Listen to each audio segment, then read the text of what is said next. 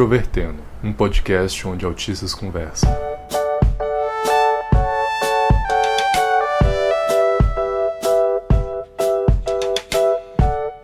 Olá para você que acompanha o podcast Introvertendo, que é o maior podcast do Brasil sobre autismo e o primeiro exclusivamente formado por autistas. Meu nome é Thiago Abreu, sou o host deste podcast que toda sexta-feira traz episódios novos a vocês, e hoje nós vamos falar sobre um tema muito quente, muito polêmico e muito complexo, que é sobre o autismo no senso. Meu nome é Otávio, eu sou cofundador do Introvertendo e estou aqui para dar uma outra perspectiva ao episódio. Oi pessoal, aqui é o Paulo Alarcon e eu não represento o senso comum. Oi gente, eu sou o Luca e eu não tenho nenhum trocadilho dessa vez. Eu sou o William Timura, eu tenho um canal no YouTube chamado Um Canal Sobre Autismo. Eu faço mestrado em Informática para Educação, então sempre tento trazer alguma perspectiva científica de alguma forma para os episódios aqui do Introvertendo. E também já estou gravando uma boa quantidade de episódios junto com vocês aqui. Sempre um prazer estar aqui. Tem aquele conceito do quinto Beatle, né, quando se fala dos Beatles, e eu acho que o nono podcaster do Introvertendo é você e o Pedro Henrique Kishi, assim, vocês são membros honorários do Introvertendo. Faz sentido. E se você quiser acompanhar o Introvertendo, nós estamos nos diferentes aplicativos de áudio e de podcast, como por exemplo Spotify, Apple Podcasts, Castbox, Google Podcasts e também no nosso canal no YouTube, que é Introvertendo. Lá você encontra a versão oficial do nosso episódio e também uma versão alternativa sem música de fundo, caso você tenha dificuldade de concentração ou sensibilidade auditiva. Além disso, você pode encontrar todas as informações a respeito do Introvertendo no nosso site, que é introvertendo.com.br, e nós estamos nas diferentes redes sociais, Facebook, Twitter e Instagram. É só você procurar por Introvertendo que você acha com facilidade. Para você mandar mensagem para nós com recados, né, por e-mail, você pode enviar pelo endereço ouvinte@introvertendo.com.br, faça lá seus comentários acerca dos nossos episódios que nós lemos aqui. E agora nós também temos um fórum. Se você quiser interagir com a gente, o nosso fórum é forum.introvertendo.com.br. Lá são publicados os episódios, lá tem temas de discussão. Enfim, é um espaço moderado, seguro, para você falar tanto com temas relacionados à sua vida, com relação ao autismo, sociedade. E por fim, nós estamos agora com uma campanha no Padrim e também no PicPay. Se você quiser ajudar o Introvertendo a continuar a existir, é só você procurar a gente no Padrim ou no PicPay, buscando por padrim.com.br/introvertendo ou no link que a gente disponibiliza em todo o post relacionado ao PicPay.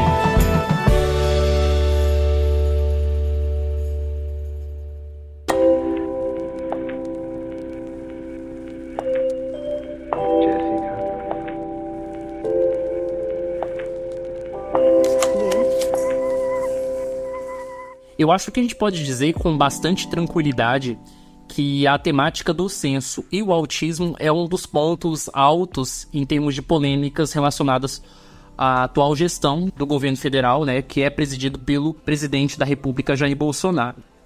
E diante dessas tensões, antes da gente falar propriamente dito da questão do autismo no censo, é importante a gente fazer um pano de fundo com relação ao censo demográfico do Brasil, que atualmente é promovido pelo IBGE, que é o Instituto Brasileiro de Geografia e Estatística. O primeiro censo que a gente teve no Brasil foi de 1872, mas o IBGE, como instituição, ele só foi fundado em 1936. Antes do IBGE ser criado em 1936, nós tivemos 4 censos. O primeiro foi de 1872, que foi o único censo durante o período do Império Brasileiro e também o único durante o regime de escravidão, né, que nós tivemos no país. Então esse censo, ele é o exclusivo que traz informações, por exemplo, de quantas pessoas escravizadas haviam no Brasil. E aí tiveram outros levantamentos, em 1890, em 1900 e 1920. Assim que o IBGE entrou em cena, digamos que o processo foi profissionalizado, né? Apesar das tensões de governo, se a gente for lembrar muito bem, nós tivemos 2 ditaduras, né? A ditadura do ex-presidente Getúlio Vargas e a gente teve também a ditadura dos 5 governos militares. Apesar desses regimes um pouco complexos e complicados, o censo avançou em todas as categorias, especialmente durante a década de 80, em que o processo começou a ser informatizado. com exceção do censo de 1991, que atrasou em um ano, né, por uma série de questões, e que também coincidiu com a nova capital do Brasil que a gente tinha, que era a cidade de Palmas, que virou capital do estado do Tocantins e que foi criada ali durante aquele período. O censo de 2010, se não me falha a memória, foi o primeiro censo totalmente digital. Eu participei desse censo. E de lá para cá, o censo, além de melhorar a estrutura, a quantidade de profissionais envolvidos, também aumentou a quantidade de perguntas, até nós chegarmos a esse cenário do censo 2020, o polêmico censo 2020, que tem menos perguntas do que o que era previamente preparado desde 2015, né, que é o ano que eles começam a trabalhar no censo. Paulo, foi você que disse que participou do censo? Sim, eu participei do censo 2010 Como? como recenseador. Como é que foi a sua experiência no censo, inclusive? Conta aí pra gente. Bom, foi uma terapia de choque pra mim. Mas eu criei um script de como me portar nas residências, então eu sempre abordava as pessoas da mesma maneira, com o mesmo scriptzinho de o que falar. Apesar que teve coisas curiosas, tipo o dia que eu fui entrevistar 2 caras que estavam fumando maconha. Ficaram tirando sarro da minha cara. Nossa. Mas fora isso, a receptividade no geral das famílias. A receptividade geral boa. Só que as pessoas achavam que eu tinha algum poder dentro das instituições públicas. Então teve muito caso de gente denunciando lugar com foco de dengue, esse tipo de coisa. Ninguém sabe como é que funciona o poder público mesmo. Deus do céu. Pô, eu tava lá só pra fazer a pergunta, mas a pessoa achava que eu podia chamar a polícia. O censo 2010 ele foi o primeiro censo que foi totalmente informatizado. Então, naquele ano a gente recebeu, não era nem smartphone, era uma espécie de computador de mão mesmo, era o Palm Top, né? Na LG, a gente ficava anotando as respostas com a canetinha pra Contabilizar as respostas. Aí, basicamente, ele vinha liberado só como um aplicativo, né? Que era o aplicativo do censo. Ele rodava um Windows Mobile, por incrível que pareça. E, basicamente, as perguntas já vinham no aplicativo e ele também já sorteava as casas que caíam naquele caso da pesquisa do PNAD lá, da pesquisa por amostragem. Então ele sorteava se a casa ia cair na pesquisa normal ou na pesquisa estendida. Também acontecia que o computador de mão tinha GPS e ele mostrava exatamente qual que é a rua, a gente tinha que selecionar a rua e aí no processo de preparação para o censo, ele começa aproximadamente 1 ano antes do censo, né? Os primeiros concursos acontecem nessa fase, que é para contratar o pessoal que vai fazer a parte mais gerencial do censo de cada região. Aí, a segunda fase, contrata o pessoal que vai ficar mais de suporte aos recenseadores, né, que é a galera que vai fazer a pergunta. E isso deve acontecer aí, eu acho, uns 8 meses antes do censo. E aí, de 6 a 4 meses antes do censo, vem o concurso para recenseador, que no caso é o último. E aí, por volta de 1 mês e meio antes do censo, que vem a fase de treinamento do pessoal, né? Para ser recenseador, basicamente, você precisa ter ensino médio completo somente. E aí caiu algumas perguntas de conhecimentos gerais e tal. E ele passando um treinamento que fala a forma como o recenseador tem que se portar, né? Então, o processo de treinamento do censo é basicamente como responder as perguntas, né? Como também se localizar no aplicativo e acessar e operar o aplicativo no geral. Como orientar as pessoas para responder as perguntas. E uma coisa que é muito importante frisar é que o recenseador não pode de jeito nenhum afetar a resposta da pessoa. Então, uma coisa que acontecia, por exemplo, uma questão que dava muita discussão assim, era a questão de cor de pele. É uma questão simples, mas o que mais tinha era gente que falava: não sei qual que é a minha cor de pele, responde aí você, sabe? A gente pode apresentar as opções para as pessoas, mas a resposta final sempre é a cargo do indivíduo que está sendo pesquisado. E o treinamento não é muito profundo, não, sinceramente. É 2 semanas de treinamento e a gente já está pronto para ir para a rua. Você saberia dizer alguma diferença entre o treinamento que os recenseadores do censo recebem em comparação? Quais são as diferenças do treinamento que os especialistas do PNAD, como a presidente do IBGE citou, né? Especialistas, aliás, pesquisadores, né? Usou esse termo, perdão.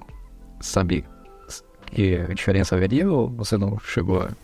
Não, eu não cheguei a ter contato com o PNAD. Na verdade, tinha parte da pesquisa que entrava nessa parte do PNAD, que é a pesquisa estendida. Mas não foi... Para essa pesquisa foi o treinamento padrão. Na verdade, todo recenseador podia cair nessa pesquisa algumas vezes. É coisa de 10% dos domicílios iam passar pela pesquisa estendida. Para a gente falar sobre autismo e censo, é importante também a gente falar sobre os avanços na legislação que teve com relação ao autismo. Nós vivenciamos uma década que passaram 4 presidentes da República, então são períodos bastante diferentes, tanto da forma de gestão, quanto também das discussões que foram tomadas, né? Do governo Lula até que a gente não teve tanta, pelo menos de 2010 para cá, né? Que foi o final do governo dele, não teve muita discussão com relação ao autismo, mas durante o governo Dilma foi sancionada a Lei Berenice-Piana, que eu acho que é o grande marco com relação às legislações e em discussões públicas, né? Com relação ao autismo.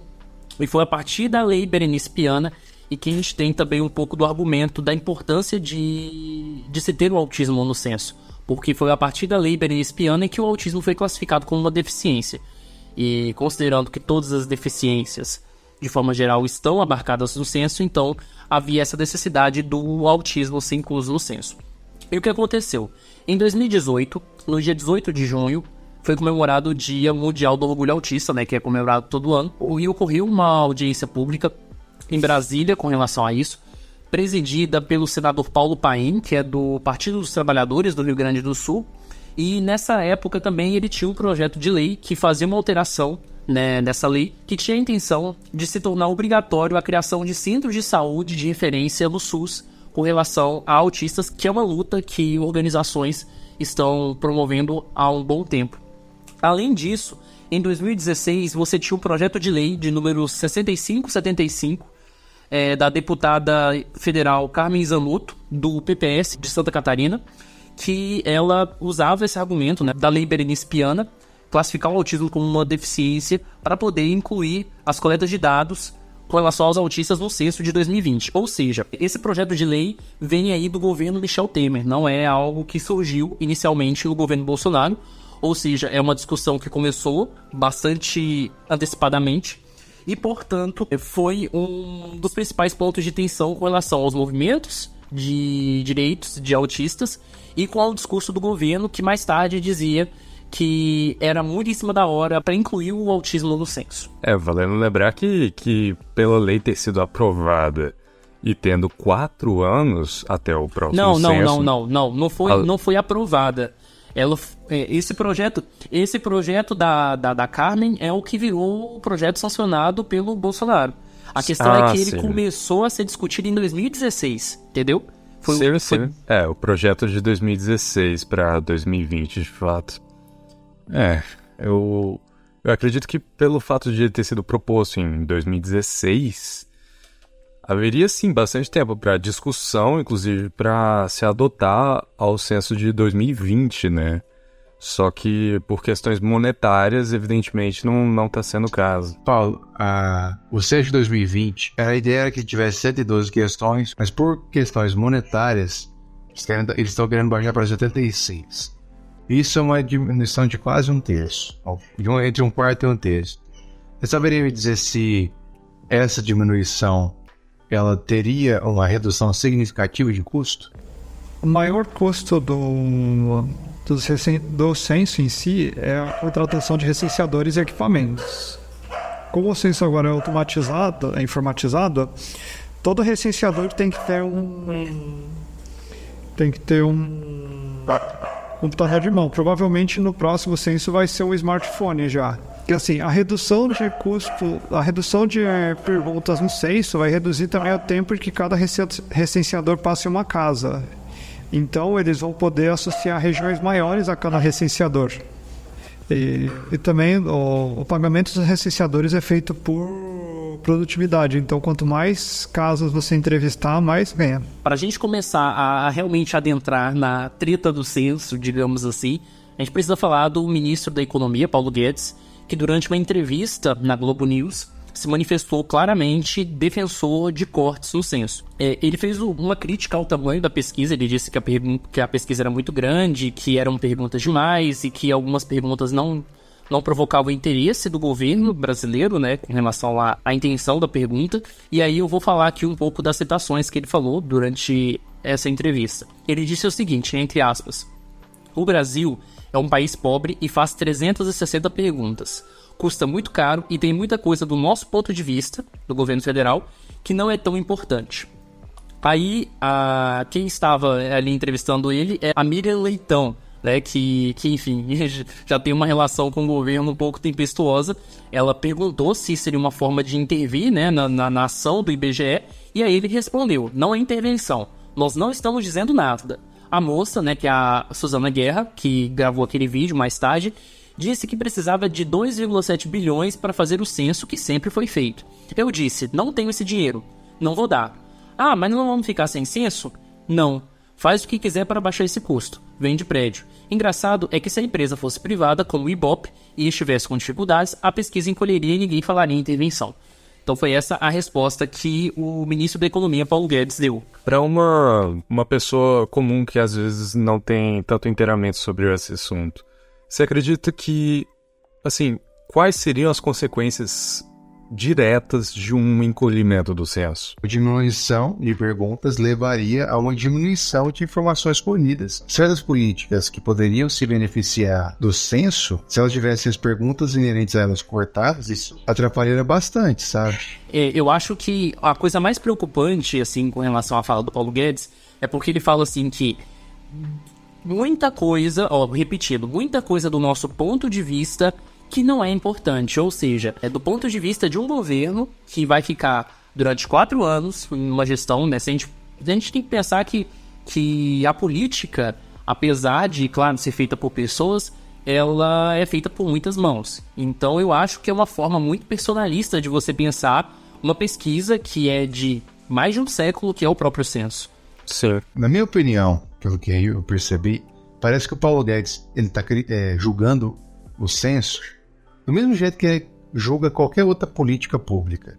Ele está julgando de uma perspectiva puramente ideológica. O censo, para ele, o censo é facultativo ou exagerado porque é público, sabe? Tanto que ele mencionou o Ibope. O ideal era ter bastante pergunta no censo, até porque ele mostra o retrato da... É a única pesquisa que tem dados absolutos. Uma questão que eu acho só é a parte de gastos mesmo, que a verdade é que o governo brasileiro, o Estado brasileiro está quebrado, né? Isso é verdade. Talvez assim, a visão dele veja é cortar mesmo os gastos por isso, cortar o do censo por isso, mas eu não vejo que esse é o raciocínio dele. Parece que o raciocínio dele é puramente ideológico, sabe? E mesmo que seja necessário, vai ser um retrocesso considerável. Mas eu acho que outra coisa também, o censo, dessa vez, ele poderia ser o de onde os dados seriam extraídos mais rápido e com menor custo por causa de toda a evolução tecnológica que a gente já teve em Data Science, que é a chave para isso. Então, o que a gente poderia ter de rede neural processando dados a um custo baixíssimo. Ao meu entender nessa fala do Paulo Guedes, na verdade, pelo menos na minha interpretação, eu vejo que ele chuta aqui, né? Fala que tem mais de 300 perguntas no censo, mas que na verdade o censo só tem 150 aqui, né? Segundo a própria matéria do Globo. Então eu vejo que na perspectiva do Guedes é mais sobre a questão a Suzana, né? Que a presidente do IBGE disse a ele, eu preciso de 2,7 bilhões para fazer um censo. E aí o Paulo Guedes, frente a isso, fala: eu não tenho esse dinheiro, não vou te dar esse dinheiro, e te vira. Tira a pergunta. Tira a pergunta aí dos questionários que, enfim, de alguma forma, né, talvez abaixe o custo. Mas eu vejo que nessa situação específica, isso é a opinião leiga do próprio Paulo Guedes sobre isso. Eu não acho que necessariamente sugere, né, por mais que o Paulo Guedes está sugerindo para ela cortar perguntas do questionário para diminuir o custo, talvez isso não seria uma redução expressiva. Tanto é que ele fala ali, sei lá, vende prédio, faz qualquer coisa aí, mas de alguma forma você tem que ter esse dinheiro e a gente não vai te dar esse dinheiro. Tem várias formas, na verdade, de reduzir custos, que poderiam ser, por exemplo, comprar equipamentos mais baratos. Então, sei lá, ao invés de comprar um smartphone LG, igual foi da outra vez, comprar um Xiaomi. Outra coisa que poderia ser feita é talvez contratar menos pessoas e aumentar o período do censo. Ministro, vai ter intervenção no censo e no IBGE? Não, intervenção de jeito nenhum. A moça que está lá é extraordinária, bem formada, Suzana, veio de fora. A pessoa assim... O censo será diminuído? O censo será diminuído por uma questão econômica mesmo, porque o que aconteceu? O censo dos países mais avançados do mundo tem 10 perguntas, 12 perguntas.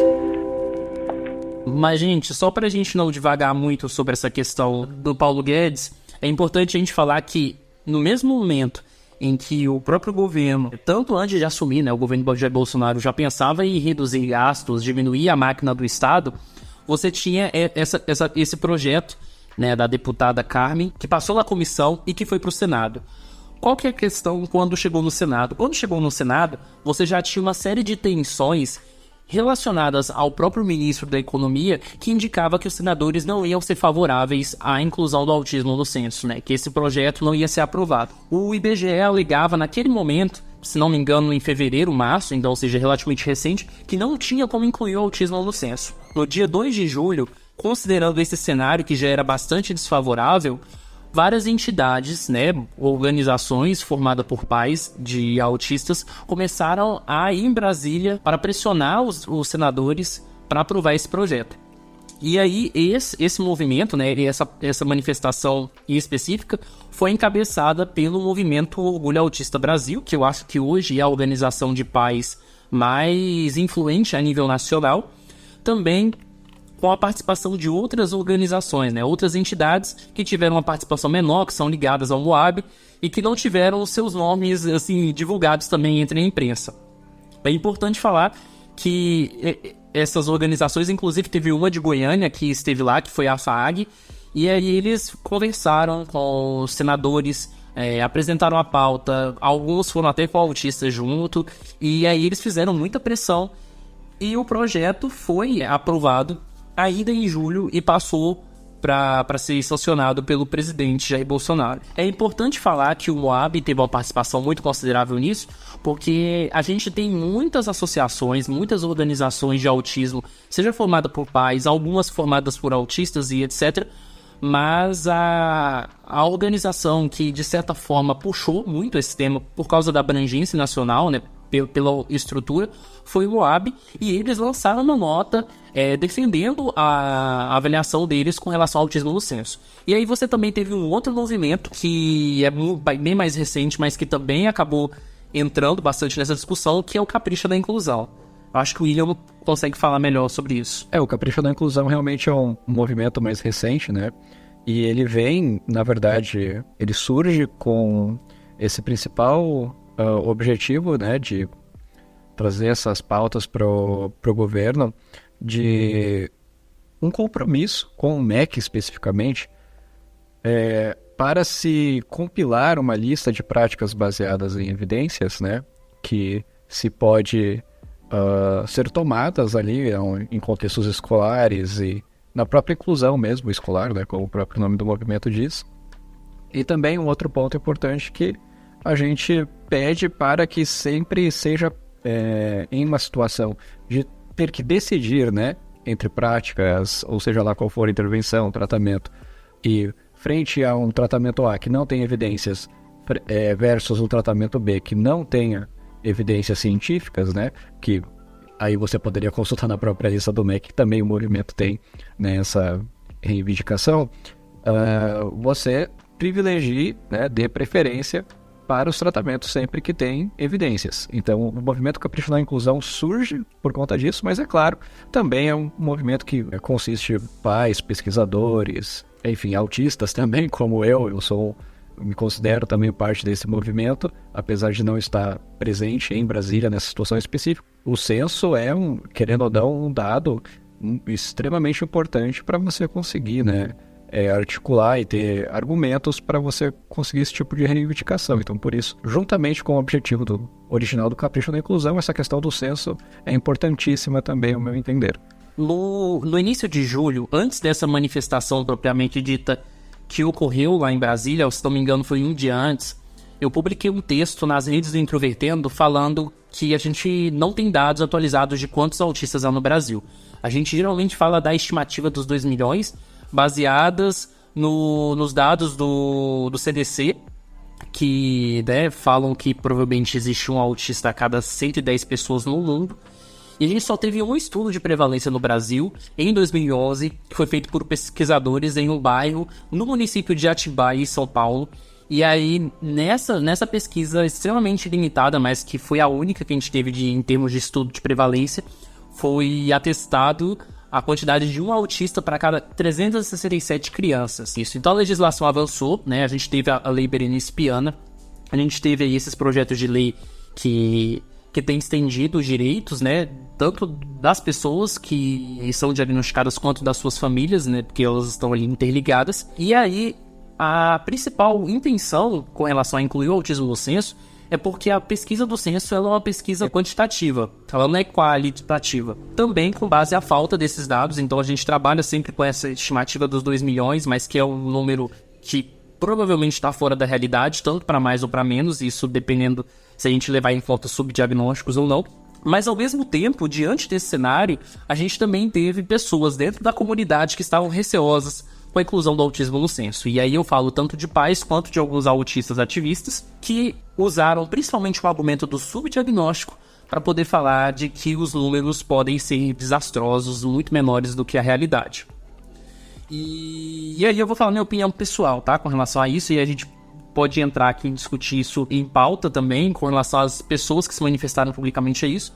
Mas eu penso que para a gente falar de subdiagnóstico, a gente precisa de dados comparativos. Então, vamos supor que em 2030 os critérios de diagnóstico estejam mais eficientes, né? Eu falo do ponto de vista prático, e que a gente tenha uma população que tenha condições para ter um diagnóstico. Quem sabe que diagnóstico aqui no Brasil é caro. A gente precisa dos dados de 2020 para a gente fazer o comparativo com 2030, sabe? Então eu acho que até para falar de subdiagnóstico é importante. Qual que é a preocupação, então, dessas pessoas, eu acho? É que com o número do censo menor do que os 2 milhões, né, que geralmente são estimados, o autismo sai da prioridade das políticas públicas. Um modelo mais científico de se fazer, né? Essa pesquisa certamente seria desejável, né? Uma pesquisa sobre os moldes epidemiológicos mesmo, né? Mas o ponto é que também muito o que se defende sobre a vitória do autismo do censo é que é uma maneira que a gente encontrou, que os movimentos encontraram através de força democrática, né, mesmo, digamos assim, de se conseguir essa vitória, né? Porque fora o censo, por exemplo, vamos supor, né, o censo não serve pra gente, por exemplo, vamos aceitar apenas alguma pesquisa de maior rigor e tudo mais, ou algo do tipo. Então isso poderia já ter sido feito também, né? Mas ao mesmo tempo não foi. Da mesma forma, o censo também já poderia ter incluído o autismo antes, né? Eu acho até um pouco que está sendo superestimado quão bem fará a inclusão do autismo no censo, porque a gente não sabe nem quais perguntas serão feitas ainda e o quão profundas elas serão.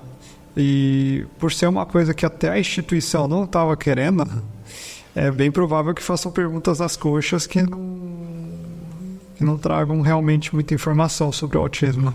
Eu vou ter que discordar do Paulo, mas não completamente, é só que, assim, pelo menos na minha visão pessoal, obviamente, de uma perspectiva histórica e talvez até jornalística, talvez seja de fato de grande interesse que tem, assim, perguntas sobre autismo no censo, porque ao analisar o censo, quando você já tem dados de 4 ou de 5, você consegue perceber que uma estabilização do número de autistas, seja assim, um crescimento fora do comum, e não quer dizer que necessariamente o número de pessoas autistas cresceu, mas talvez o número de diagnósticos.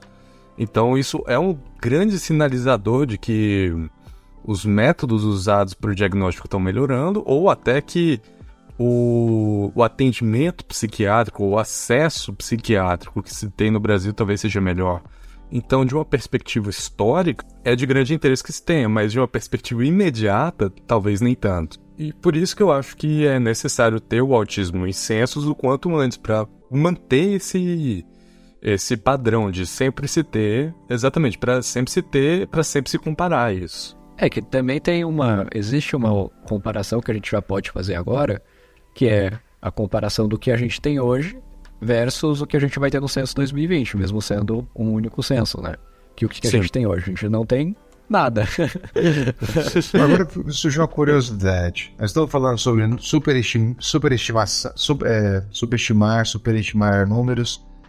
Alguém tem uma ideia se em 2010 teve perguntas sobre transgêneros? Não. Em 2010 tiveram perguntas sobre casais homossexuais e esse foi o máximo que abrange o tema LGBT até onde eu... Eles têm eu achei que eles têm uma presença midiática muito maior que a nossa. Talvez, só que eles também têm uma estigmatização muito presente, então de maneira... Não, é verdade. Tentando pensar que nós falamos...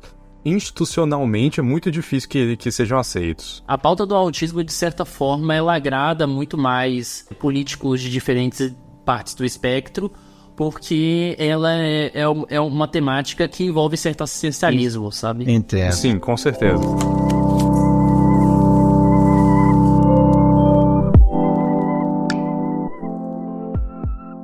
Nós, do IBGE, gostaríamos de explicar que o censo não é a pesquisa adequada para se levantar o número de autistas no Brasil.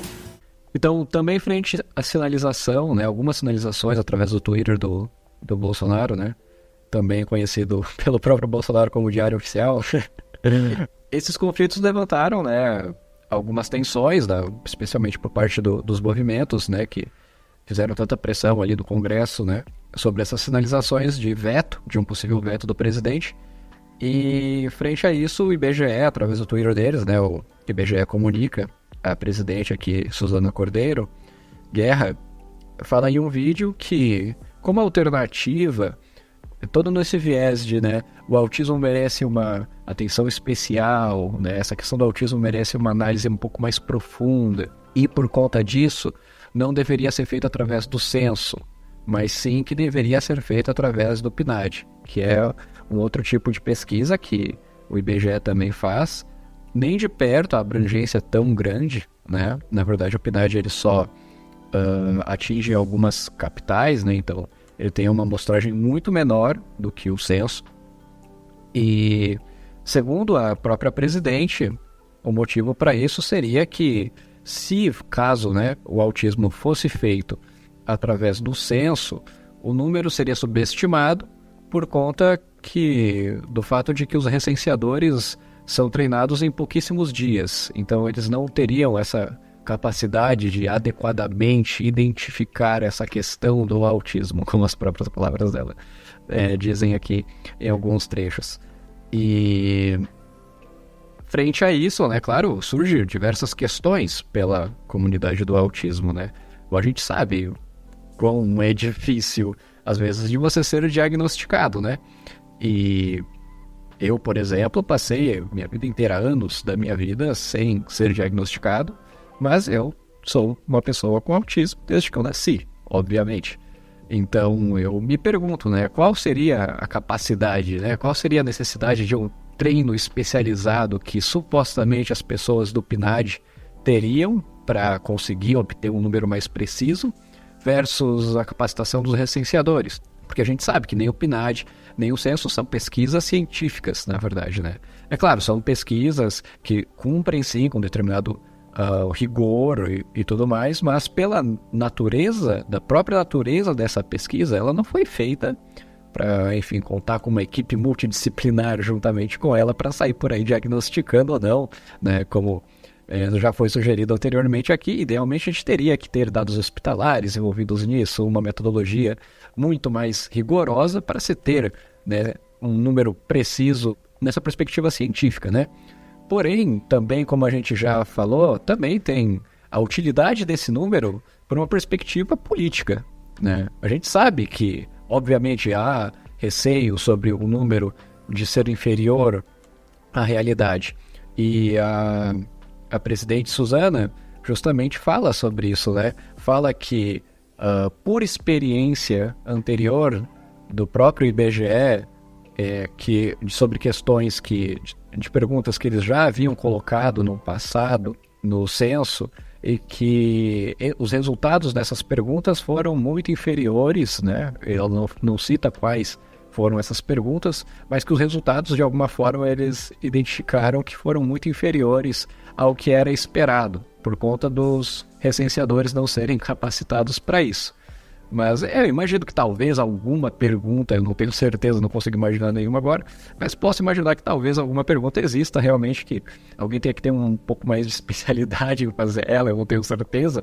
Mas sobre autismo, é um pouco complicado de você conseguir imaginar que a pessoa tem que ter uma capacitação, né, e que isso funcionaria de alguma forma, de forma a melhor trazer um número mais preciso, né, como resultado dessa pesquisa. Então, frente a essa discussão censo versus PNAD, né, é claro que muitas pessoas ali que já estão assim, né, com, como eu posso dizer, um certo senso de que o governo não vai dar nada tão fácil, né? E frente a isso, essa alternativa, muita gente, mesmo sem pensar muito sobre, começou a já assumir que isso seria uma medida paliativa ali, né, do governo, de baixo custo de alguma forma, que isso seria conveniente, mas seria uma alternativa de baixa qualidade, baixo retorno para a população. E aí, frente a isso, muitas pessoas começaram a pressionar mais e, é claro, pessoas de destaque na comunidade também se posicionaram, né? Aí aqui a gente pode citar 3 pessoas, né? A primeira delas que eu acho que é relevante é a opinião da Anitta Brito, que é a mãe do Nicolas Brito, né? E ela, em uma live que ela fez através do seu Facebook, ela falou ali, né, que qual é a dificuldade, justamente esse questionamento, né, que qual é a dificuldade de alguém entrar na minha casa e me perguntar: tem pessoas com autismo na sua família? Sim, não, quantas? 10, 20, 30? Qual é, né, ela levanta esse questionamento, né, de qual é o treinamento especial que alguém precisa ter para fazer esse tipo de coisa, né? Alguém vai chegar na minha casa e vai olhar para o Nicolas e vai ver se ele é autista ou não é, sem avaliar como ele era na infância, como ele era na adolescência e tudo mais, sem ver os laudos dele. Então ela levanta esse tipo de questionamento, né, claramente discordando de que o PNAD, pelo fato dos pesquisadores serem mais especializados, traria um número mais preciso do que o censo.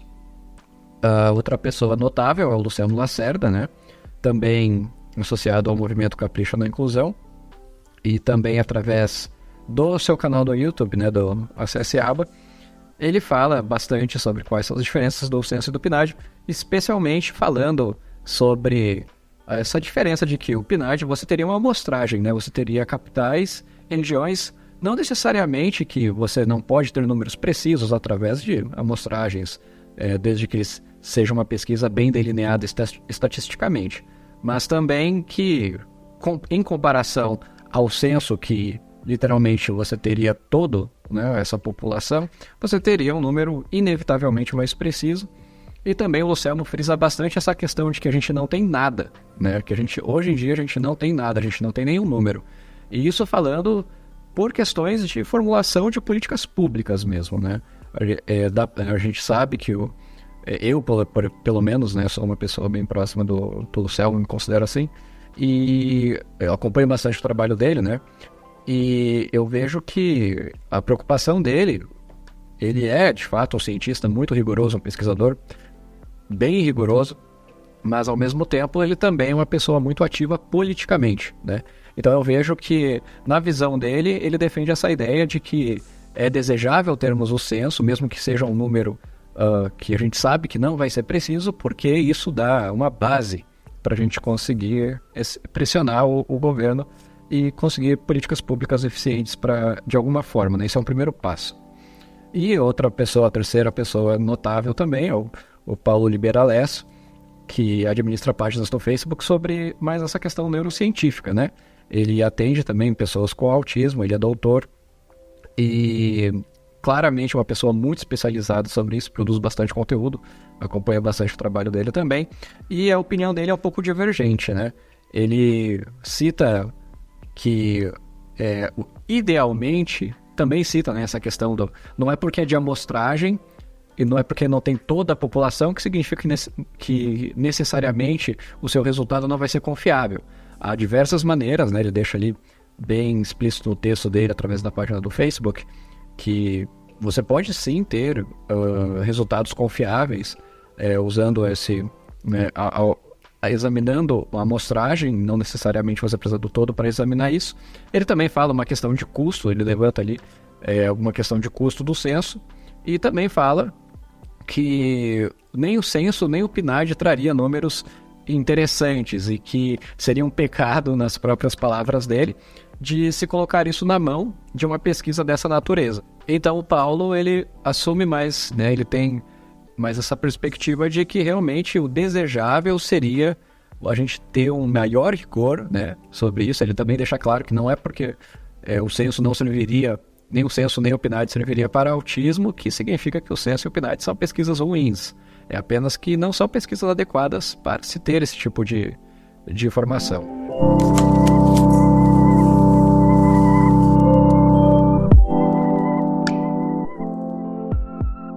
Tem mais ou menos quantos autistas no Brasil? Tem ideia? É ideia de 1 para 100, segundo ano, o mais conservador é de 2 milhões de autistas. Não deixe, presidente. Você quer botar só que eu te perguntando. Queremos todos. Queremos todos. Então, peraí, deixa eu responder você. São 2 bilhões por milhões de autistas. Se são 2 milhões, o BPC são 2 bilhões. Mas não necessariamente.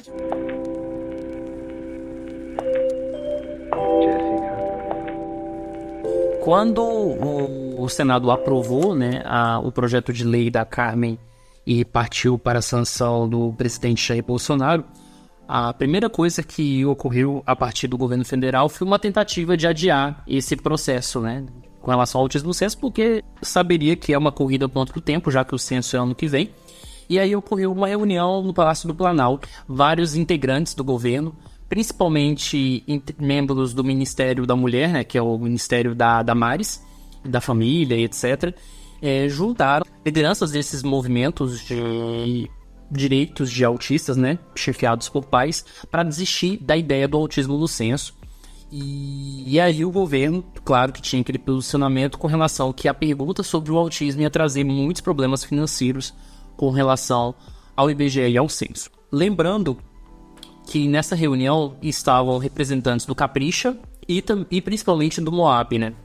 E o posicionamento do Moab e do Capricha, lançados em nota, foi de ser totalmente contra esse adiamento com relação aos dados do autismo no censo. E aí nós tivemos dois pontos muito importantes dessa sinalização negativa do governo. O primeiro foi o vídeo da Suzana Guerra, que o Timura já mencionou, e o outro foi o tweet do Bolsonaro defendendo a PNAD, né, fazendo um reforço do que a Suzana já tinha dito. E aí, a partir desse momento, né, depois de uma vitória expressiva que os movimentos de direitos dos autistas teve com relação ao Senado, e já vendo essa negativa do Jair Bolsonaro, eles já começaram a se organizar para pressionar o presidente da República.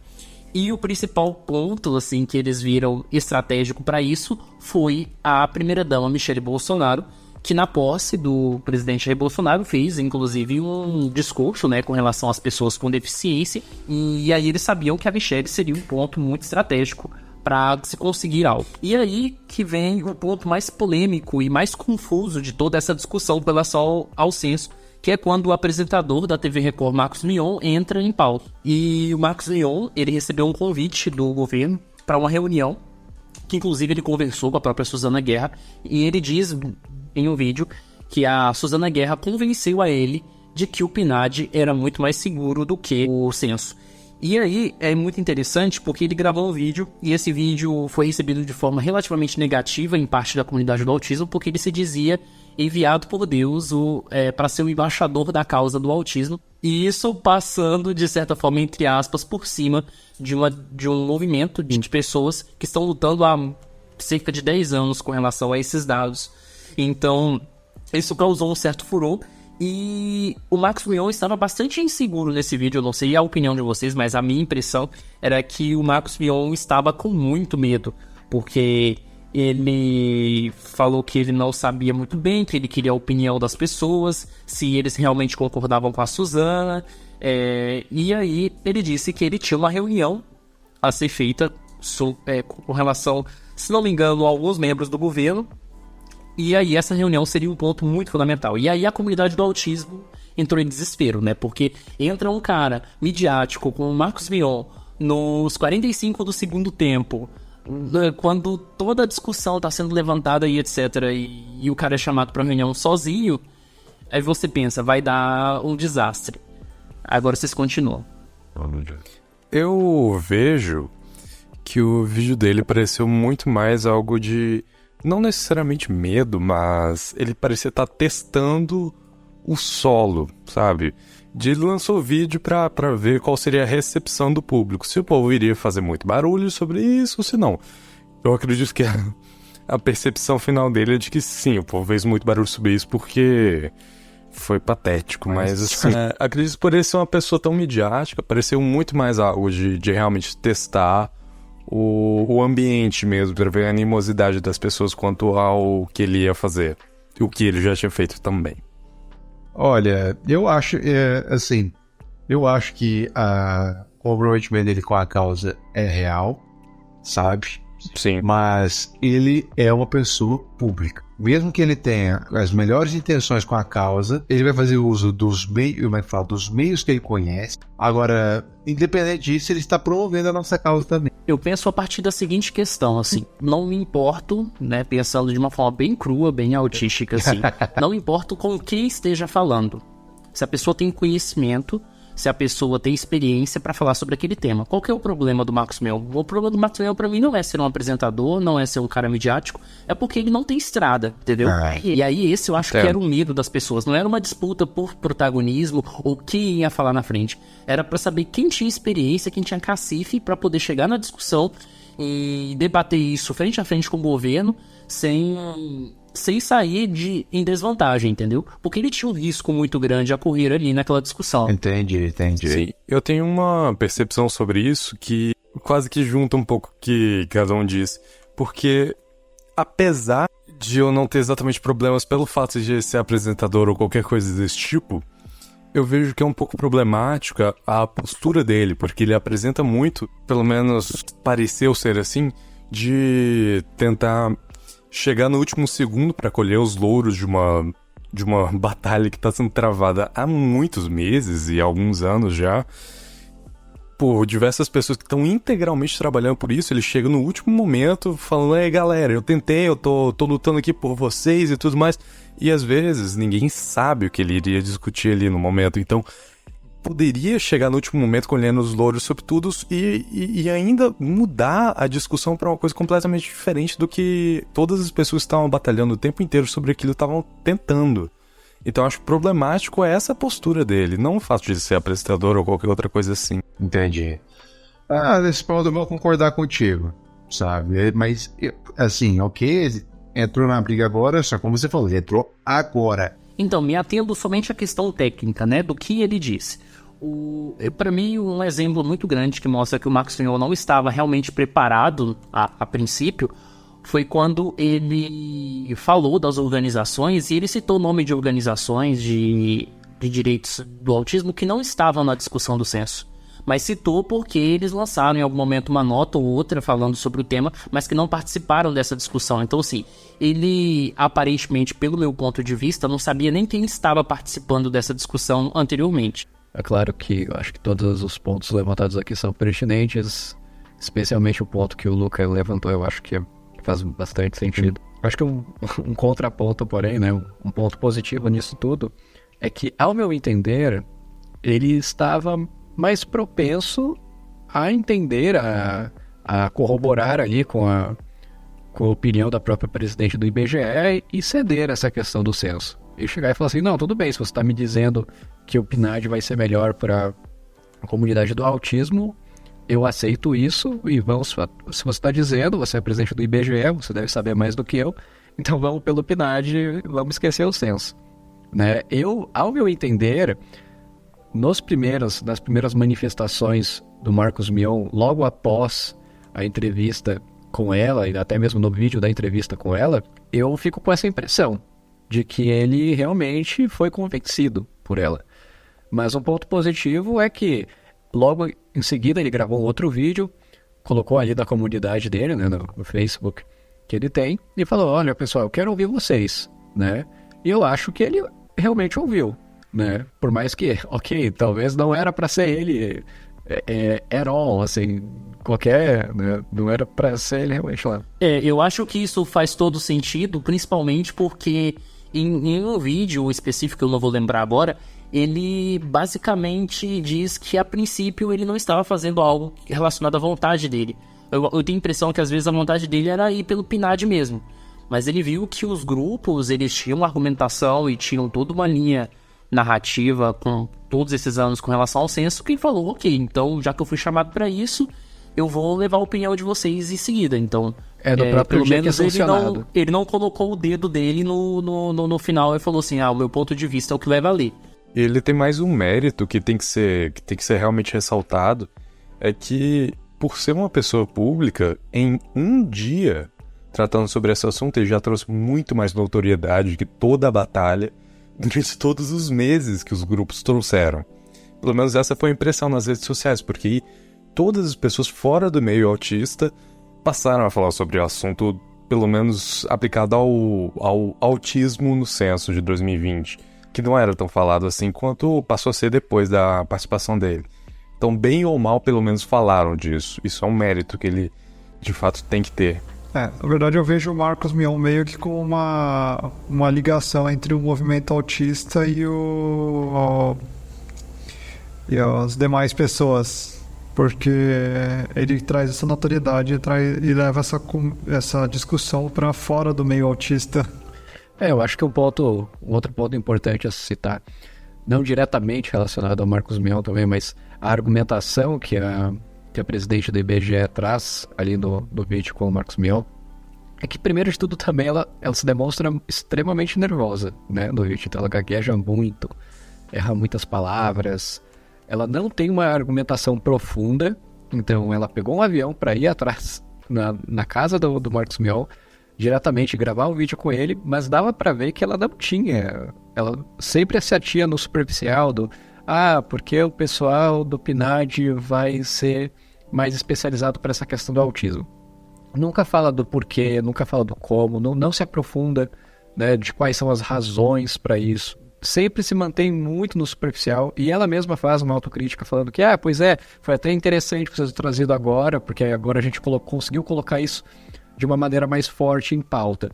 Então também dava para ver ali na fala da presidente, ao meu entender, o autismo ia ser colocado em pauta. Não ia, caso, né, vetado no censo, não haveria garantia realmente. Na fala da presidente da IBGE, ela fala, essa é a medida que o IBGE encontrou. Ok, mas isso não significa que isso vai ser feito à vontade. Talvez o IBGE não tenha o orçamento para incluir o autismo no PNAD nas pesquisas seguintes, por exemplo. E daí você não teria nem censo e nem PNAD, no final das contas. Então tem esse ponto. E também tem um outro ponto que ela fala, que não é uma questão de custo. Mas, ao mesmo tempo, é um pouco difícil de acreditar pela própria opinião do Paulo. Muito provavelmente a gente já tem o formulário pronto, as coisas do censo já estão prontas. Então, eu na minha perspectiva, na minha interpretação, é muito mais plausível acreditar de que isso traria um trabalho de processo ali para o IBGE, né? E é essa que seria a resistência deles quando está incluindo o autismo no censo agora, e que isso talvez traria um trabalhão para eles, e realmente talvez isso comprometeria as contas de alguma forma, ou coisas do tipo, e no final das contas poderia até ser, sim, uma questão de custo. E, ao mesmo tempo, então, logo em seguida, alguns dias depois, um ativista do Moab, o Vinícius Mariano, ali frente às câmeras com o próprio presidente Bolsonaro, também ali frente à argumentação dele, né? O Bolsonaro pergunta, né, tá, quantos autistas existem no Brasil, né? Ele fala, presumidamente 2 milhões, não sei o quê. E aí o Bolsonaro começa a falar, imagina, começa a fazer contas lá, né? Imagina tanto de benefício para essas pessoas e etc e tal, né? Então dá para ver que ali na narrativa do Bolsonaro tem uma preocupação, sim, não necessariamente com o censo em si, não necessariamente com o custo da pesquisa em si. Isso é preocupação realmente do IBGE, imagino eu. Mas, na perspectiva do presidente, e também imagino que isso deve ter motivado ele para sinalizar o veto, é que se um número inflado surgisse, né, dessa pesquisa do censo, então haveria mais argumentos, né, para que os movimentos pressionassem o governo para se dar mais benefício para essa população. Ao meu entender, o Bolsonaro estava com essa convicção, mesmo porque você também vê claramente no vídeo dele assinando a lei junto com o Marcos Mion, você vê claramente que ele fala, pois é, novas pesquisas vão precisar, a gente tem algumas divergências, a gente vai ter que fazer algumas outras pesquisas para ver certinho aí essa questão do autismo e tal, mas beleza, isso aqui já é o primeiro passo. Então, claramente, o Bolsonaro ainda está, mesmo assinando, né, sancionando a lei, mas ainda assim ele tem essa perspectiva resistente e um receio, ele manifesta esse receio a todo momento na fala dele, e eu acho que isso está muito claro, de que surgirá, né, um número supostamente maior ou inflado disso, e que isso vai resultar, né, em mais custo para o governo, que é uma preocupação bem grande desse novo governo agora, como a gente sabe. Então, ao meu entender, na perspectiva do Bolsonaro, essa é a preocupação dele.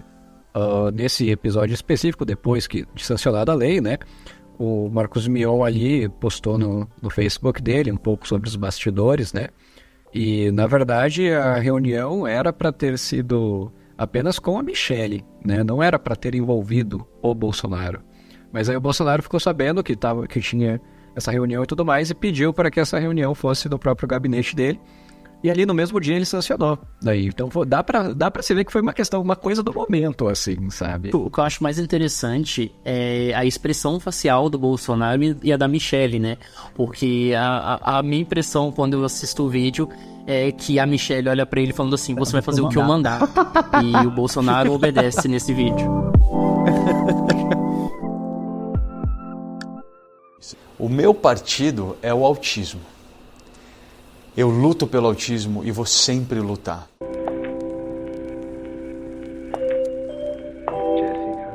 Olha, a única coisa que eu acho que a gente pode fazer daqui para frente é esperar a decisão. A lei já foi sancionada, agora esperar que o questionamento inclua nós ou não. E a única coisa que a gente pode fazer depois disso, eu acho que não é prudente nós analisarmos o número que vai sair em 2020. Se sair, eu acho que é bom a gente esperar até 2030. Eu espero que o podcast dure esse tempo todo, sabe? Eu acho que realmente só em 2030 que a gente vai ter um número bom de verdade. É verdade. Eu acho que vale a pena a gente comentar se sair números muito fora da curva, tipo 6 milhões ou apenas 20 mil, sabe? Ali a gente vai... Mas assim, se aparecer números aberrantes assim, provavelmente todo mundo vai atribuí-los eles a problemas na coleta de dados. Não ao número existente absurdamente grande ou pequeno de diagnósticos. Eu acho que é muito alto risco de aparecer números aberrantes por conta de pessoas que não sabem o que é autismo e na hora que o recenseador for explicar o que é, a pessoa de repente não apresenta características, no mínimo, só normais. Quantas pessoas que têm fobia social, toque, esquizofrenia, transtorno bipolar, que não é conhecido pelos pais e os pais vão falar que é autismo. Nossa, o número pode ser muito grande. Outra coisa também são as pessoas que não reconhecem o autismo como deficiência. Então, se a pergunta do autismo for aberta somente depois da pessoa disser que tem deficiência, aí pode também subnotificar o número de autistas. Isso é um fator bastante complicado.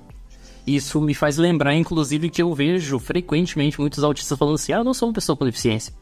E aí isso contraria toda a lógica, né, que você tem estabelecido no Brasil, na legislação, com relação a esse público da população. Isso é verdade. Bom, a gente... Agora, mas assim, a questão de toda essa discussão do autismo no censo, isso pra mim mostrou bastante o quanto que a política ela tá intrincada nesses temas, principalmente também pela relação com o poder, com as políticas públicas, e o quanto que a gente vive num momento complicado da política nacional, em que você ser a favor do autismo no censo, dependendo da linguagem que você utilizava, te faz ser visto como um simpático ou como um opositor da presidência da República. Porque, assim, nessas manifestações pro Jair Bolsonaro sancionar o censo, eu via muita gente falando assim, ele vai vetar porque ele não interessa por ninguém. Aí tinha gente falando assim, não, mas o Jair Bolsonaro é maravilhoso, ele vai sancionar porque ele é o melhor presidente do Brasil.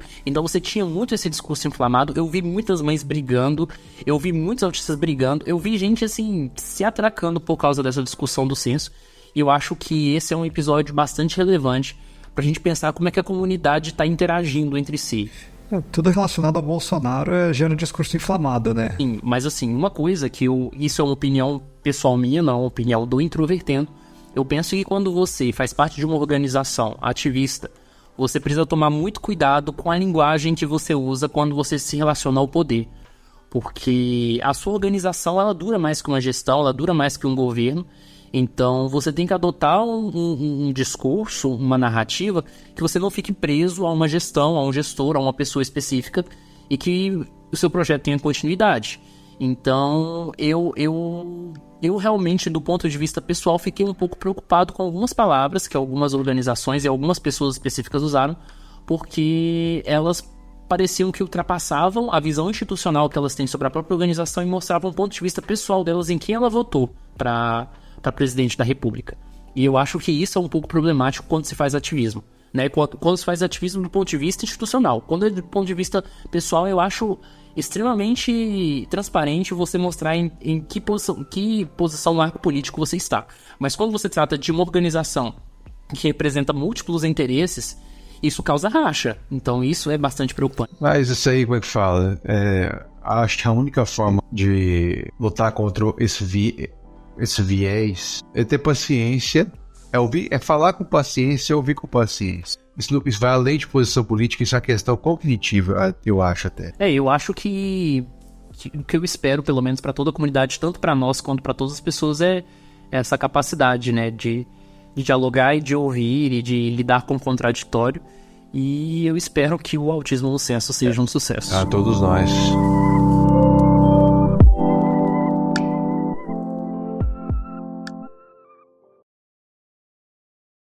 Cara, o Martinville é lindo, mano. Olha a barba dele, velho. Foda-se. Cara, a barba dele é maravilhosa, mano. Ele não tava bonito assim na fazenda, não, viu?